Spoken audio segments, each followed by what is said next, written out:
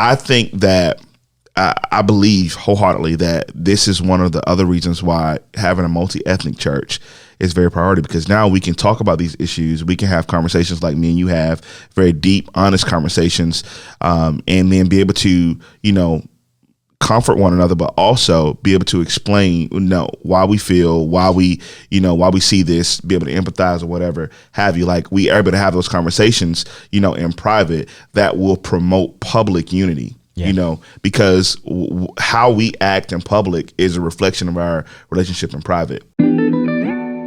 Ladies and gentlemen, welcome to the Multi-Ethnic Gospel Approach podcast, where we cover all things multi-ethnic. It's the M-E-G-A-P-O-D-C-A-S-T, the Mega Podcast. It's the M-E-G-A-P-O-D-C-A-S-T, Mega Podcast.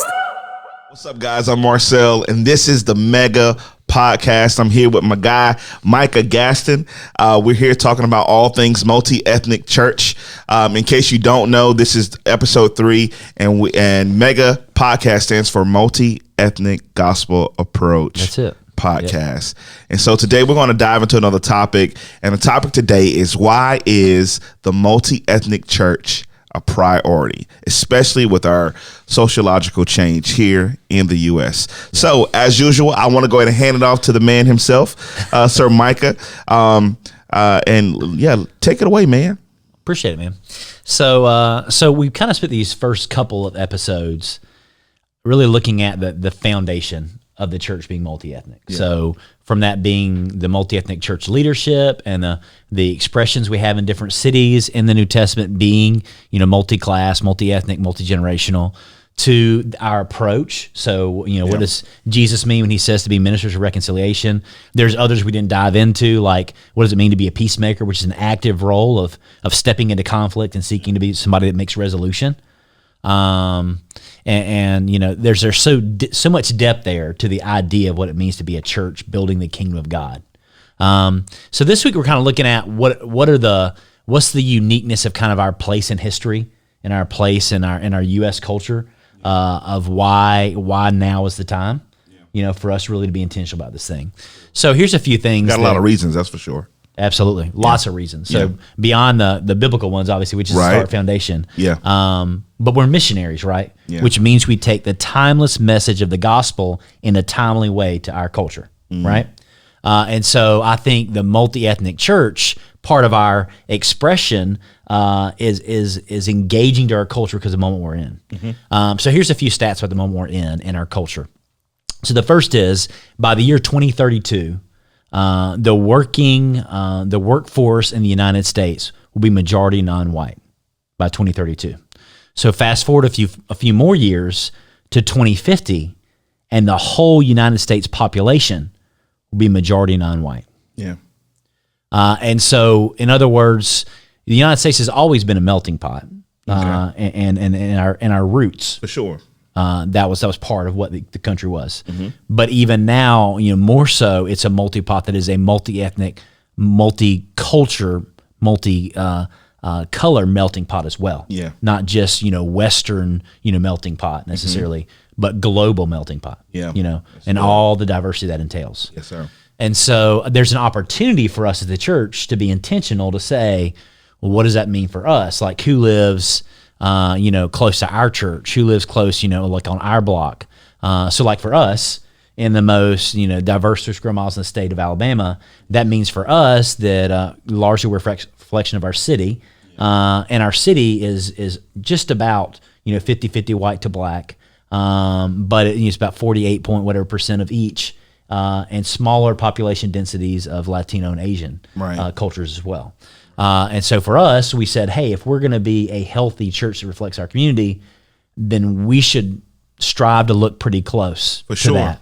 And what our normal attendance looks like as we staff leaders, like all those sort of things.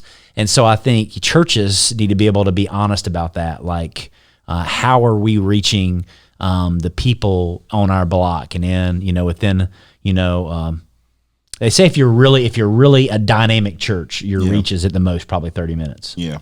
And so most of us, if we're honest, we're not like to that level. Like we're not drawing thousands. Right. And that's okay. I'm not knocking churches that are. Right. I trust they're really being effective for the gospel. For sure. So if we define ours and say, hey, we really want to do a good job at reaching our 15 to 17 minutes or 15 to 20 minutes, Yeah. you know, and what does that look like? If I get in a car and I drive, For sure. you know, 5 miles this way, 5 miles that way, like a radius from my campus, Yeah. what neighborhoods am I going to drive through? Who lives there? Yeah.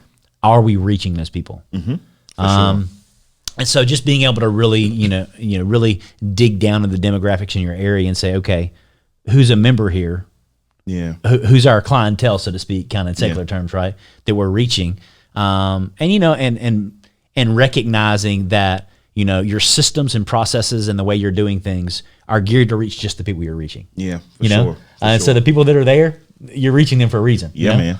And so I think being able to say, hey, the whole culture is shifting to where it is much more multi-ethnic. So how's our church culture shifting? Good, man. So I think that these are all great things as far as to know, but how would a person who was attempting to build, a multi-ethnic church, where would they be able to go and grab information like that to be able to shape their approach to their context? Like where can they find that information? Sure. As far as, who's in their area, what type of incomes do you have in the area, people below or above the poverty line, like where do they go to grab that information? Yeah. So I think the first thing you can do is there's studies that are free to anybody. You can get it available through. There's associations of like Baptist churches that do that for you. There's also things you can get where you just do Google searches. You can do stuff through companies compile that information. So for a small amount of information, for a small fee or membership, you can get that information. Yeah. You can also look at, there's a lot of, as far as, learning your block, there's just some real staying power, sticking power to you doing some of it yourself. Yeah. And so we've done some stuff at our campus before where we have, just gone kind of door to door.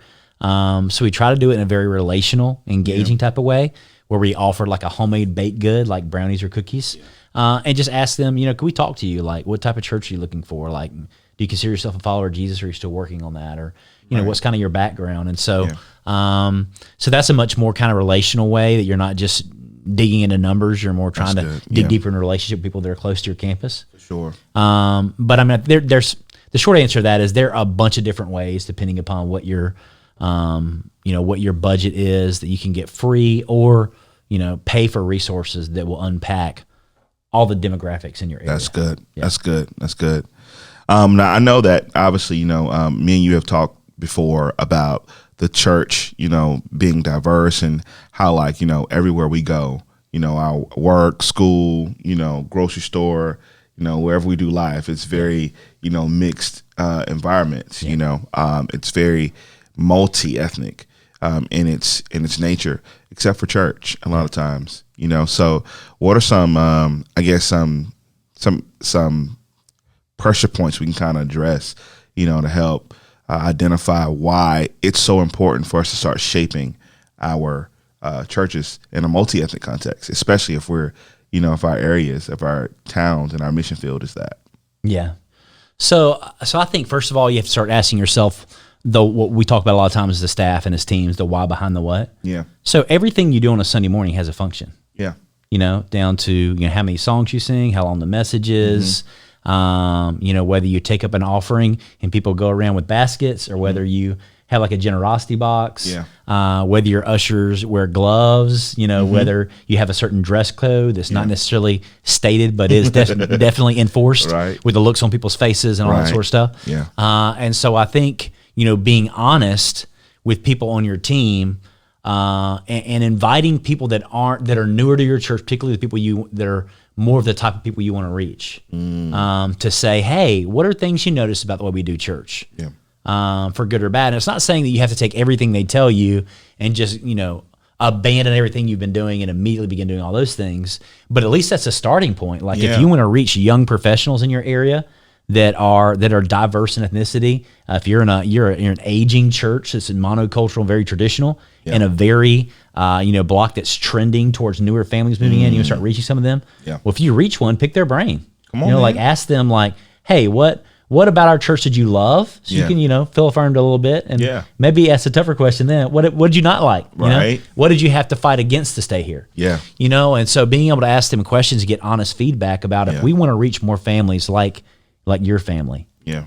What are some things that we need to either change, right, or maybe stop doing altogether, right, to be more effective in reaching, Yeah. reaching our block. And so I think having honest conversation with people that you want to reach, and maybe you're not even there yet. Maybe you don't even have that family yet. Yeah. I think maybe you go out on that Saturday morning and hand out baked goods and say, hey, you may have a church you worship at, and that's great, but we want to start more effectively reaching our community. You're a follower of Jesus, so I know you're worshiping somewhere. Would you be willing to sit down and have coffee with our team and let us know, why you're at the church you're at, and some of the things that make sense for your generation, for your family, that we can begin to change our cultural norm, so that those coming from that culture will feel at home there at our church. That's good. So I think there's a lot of different ways to approach it, but you got to start really asking, why do we do what we do? Yeah. Because we have norms for all the way we're doing things. Yeah, for sure. And until those norms begin to become the norm for other people groups, they're not coming. For sure. Because that means they have to assimilate to our culture. For sure. To be part of our church. Yeah. So another thing, and that was really good. Another thing that I've noticed, like being here, at Three Circle, is that our model is to kind of be like within a 20-minute radius of where our church campus is. Sure. And I love that, because that means that if I'm within that radius, that I get to do life with people in my community. Yeah. They get to see me, they get to learn who I am, and they don't, all the ambiguity about where I came from, it kind of leaves. It's like, I see you around town all the time, and I think that in a lot of places that is just not normal for pastors or leaders to live in the community where their churches are, and I think that's a big piece of what helps us to reach our community, because they see us doing life there, so like, for instance, if I go to the Publix down the street from our Midtown campus, and I say, hey, our church is, just around the block. Like, that's a lot more effective than me saying, hey, my church is, about 45 minutes away. Yeah. You know what I mean? Yeah. I would love to see you come out there. Like, this is not going to happen. It's very, very unlikely that it will happen. Yeah. And so, those are other things that we can do as leaders, even to just kind of, start looking at, okay, and I know that people got their purposes where they want to live, this and third. I get it. But, are we doing life to be comfortable here on earth, or are we doing life to make it make eternity comfortable, or to get souls into heaven? You know what I mean? And so it's just kind of one of those compromises that we may have to make from time to time. But I do think that's a valid conversation to have, leaders with your spouses, and with your leadership team, to just kind of help shape how you reach people, because a lot of times people won't come to your church because they don't know who you are. Yeah. You know what I mean? They're like, I don't know who that man is, or I don't know who that woman is, or whatever. So anywho, those are just little things that I've noticed that I've picked up since I've been here that I feel like are great contributors to us building, a multi-ethnic church and doing it well at Midtown. Mind you, we've got some things that we want to, get right, because there's no roadmap to this entirely, so we figure out things as we go for our context, and everybody's going to have to do that. But I think that those are some things that we can grab a hold to and start just looking at, hey, have a conversation. Hey, consider where we're doing life, where we're doing most of our life at. Is it 45 minutes away from our campus, or is it within the the area, the neighborhood, the town where our church is, and so that way people can see us. So. And I think not only being visible as a leader in your community, like Brady and I, we made the choice. We live in a suburb of Mobile, kind of the northwestern part of the county or whatever. Yeah. That whenever we were called to Three Circle, Midtown, we move within like 7 minutes of the church. Right. Just being able to say, it's hard to say before Midtown, love Midtown, engage Midtown with the good news of Jesus if you live somewhere else. You know what I mean? Yeah. But I think also like the culture of the church has to become very engaged. Like for us, a lot of it was, even in the early days talking with our leadership team, was how do we become not just a church on a block, but a church for the block? Yeah. So in other words, people that are from different backgrounds and all, they'll walk to this church and they feel like they're loved and accepted here because of our cultural norms in the community, like the amount of stuff we do with the elementary school that's an eighth of a mile down the street from us, of, sponsoring their fall festival event, paying for all the inflatables, or bringing in a DJ that plays good music, that's clean music, that we don't charge them anything for it, feeding their teachers, and also just having, those regular reaches, weekly you're doing, like Ransom Cafe, but we have big annual events too, like our back to school bash where we hand out, 450 book bags, and have done so every year for 5 years now. And so that's a way in which we say to the community, we love you. We are here for you and your family. Yeah. And so in other words, that's a ministry of presence, a presence in the community that says, we are allies with you in life, and we want to see you not only experience the good news of Jesus, but also we meet tangible needs, because that's the thing, we balance those two things. For sure. Like Jesus preached the gospel. Yeah. That his life, death, and resurrection was the sole means of salvation and restoration to relationship to God. Yeah. The good news. That's good. But also he healed people, right? Yeah. Blind people that he gave sight to, and people that were lame that he said, get up and walk. And so sometimes we can kind of bifurcate those two things and say, oh, we need to do tangible, needs-based ministry. Pause. He said bifurcate.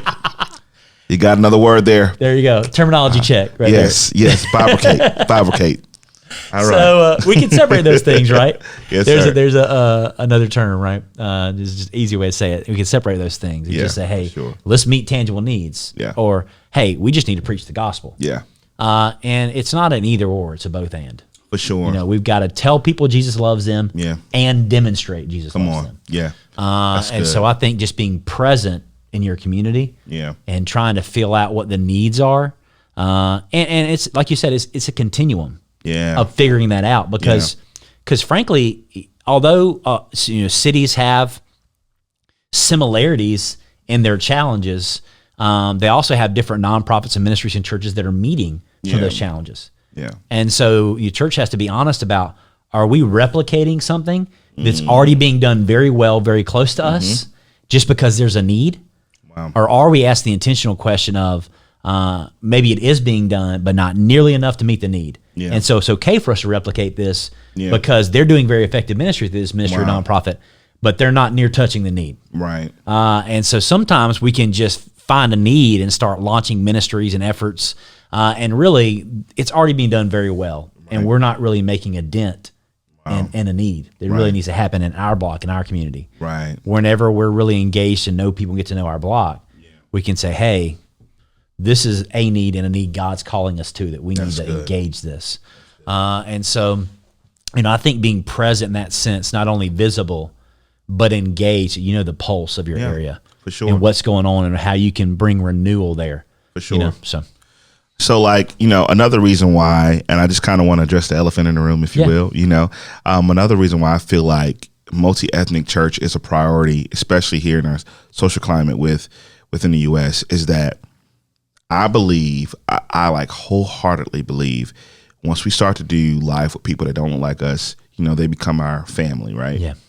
And so that means that I not only have this newfound love for my family, but now I can defend my brother, right? And so I do feel like that as the church, our response to social issues, like we should respond to it in a very gospel-centric way. Yeah. But I feel like that it would make it a lot easier and better and founded, like if we do life together, because now I'm not just feeding into social media spin on the quote unquote racial war, but I'm able to look at what the media is saying, and I'm like, no, that's a lie. Everybody's not like that, because I know Micah. Yeah. I know Brittany. I know, whomever, like, you know what I mean? And so again, that go that blackness, you know what I mean? So I think that I believe wholeheartedly that this is one of the other reasons why having a multi-ethnic church is very priority, because now we can talk about these issues. We can have conversations like me and you have, very deep, honest conversations, and then be able to, comfort one another, but also be able to explain, why we feel, why we see this, be able to empathize or whatever have you. Like, we are able to have those conversations, in private, that will promote public unity. you know, because how we act in public is a reflection of our relationship in private. You know, the conversations that we've already had, the conversations and the time that's already been invested into one another. And so I think that multi-ethnic ministry is a perfect gateway for that to happen, you know. And if you're fighting against it, if you're fighting against that wave, so to say, then you're being an enemy of progress. And that's just my opinion. You're being an enemy of progress if you're not doing what you can to make sure that you are promoting multi-ethnic ministry, especially if you're in an area where multi-ethnic, there's a multi-ethnic context in your area. Yeah. And I think another layer of that too is it helps you break down those stereotypes about class as well. Sir. Yes, because sir. I mean, even prior to, you know, working in a more suburban context in the past, you come into a ministry context, more urban, much more closer in proximity to the city, and you have these ideas in mind. But then so about what a homeless person looks like, a person we like to say a lot of times in transition, even our campus, because not giving a stigma, even the way we communicate where they are, you know, in their kind of journey. So, I mean, I've met people we work with that are on the street that, you know, maybe they're battling substance abuse or there's layers of things going on in their life, but they have master's degrees. So a lot of times we assume, oh, this person's, you know, maybe has mental stability issues or substance abuse issues or some of those things. Some of those things can be the case. But there's layers to people's story, like, you know, and so I think, and sometimes people will assume things about like a single mother or a mother that or family that's on a lot of government assistance and assume things about them, you know. But we have like I've counseled families that, you know, at our campus, you know, where she's a single mother because she tried to make a marriage last for 10 years. Wow. With an abusive husband. Who eventually physically abused her. But always abused substances. Spending the family's money on it. And so she's working really hard, you know, to try to get, you know, to a place of stability for her family. Correct. And she had to make a very tough decision after a decade of trying to make a very tough relationship work. And so it's very easy for us on the outside looking in to say, well, you know, he or she's made these decisions, but we don't know their story. Come on. We really don't. Come on. And so I think another beautiful part of being a part of a diverse church is, you know, also that you're going to get to know people that are in different, you know, economic statuses from different economic backgrounds. That, you know, you just, rather than operating based upon your negative assumptions, which we all have, getting to know people. And just loving people where they're at. Now, it doesn't mean that it's all grace and no truth. That you simply just say, oh, well, you know, all the sins and issues you're dealing with are okay, no more than we would in our own discipleship. But extending to them love and grace and seeking to understand before being understood, which is our propensity, right? So good. And I think just being able to, it frees us up to where it's a beautiful thing to me whenever on Sunday morning I'm teaching, you know, and you see somebody come in, you know, and you recognize them as somebody that's coming to Ransom Cafe, and you know they're in transition, like they don't have a place to stay, but they want to come to worship. That's good because they felt loved and accepted. You know? So that's so good, man. I think just again that intentionality, man, just doing life with people and making sure that, you know, we are doing it on purpose, because here's the thing, that people do what they want to do. You know what I'm saying? So if, you know what I'm saying, it just came out again. I don't know why, it's just tickle me every time. But anywho, yes, like doing life with people intentionally, like that's a big factor. And once we decide to do that, like once we want to do it, we'll make it a priority, you know, in our personal lives and also in our ministry. So with that being said, we have kind of reached the tail end of this episode. So catch us next time right here on the Mega Podcast. It's been a mega dope time. That's right. You know what I'm saying? Megatastic time. Good. Yeah. mega what? Megarific. Megarific. I like that one. That might stick.